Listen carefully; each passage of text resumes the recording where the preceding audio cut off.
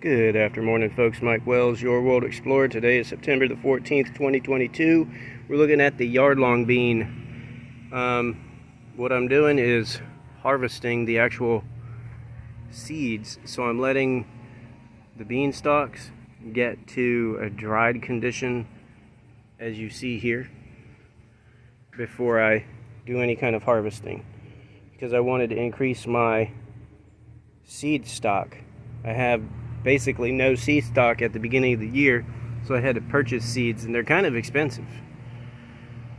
Now what we did was we did an initial run over there in just a plain old sugar sand soil, and the root boring nematodes took over and killed all of the vines.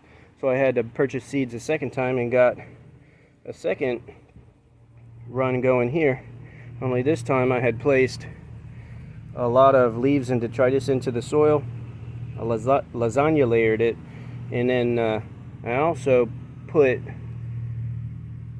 black walnut hull powder in with that soil location because it contains a chemical called Yardlong, which the root knot nematodes do not like. And that was the right decision, because these beans are doing well. They're starting to die back quite a bit because they've come to full production, and once they produce and you allow the seeds to mature, they die.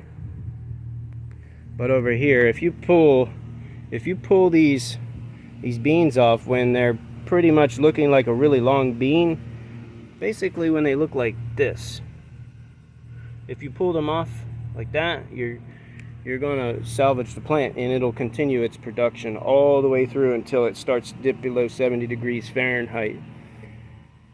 So, just a little hint for you. We've also started another few seeds. This is a little baby right here, so this one's going to start producing in the next couple of weeks. I just wanted to see how far off into the season I could get away with growing, so I wanted to start some new seeds a few weeks ago. Thanks for watching. Don't forget to like and subscribe, as that helps the channel grow, and stay tuned, as I will keep you updated on the progress of these Yardlong beans. Have a great day.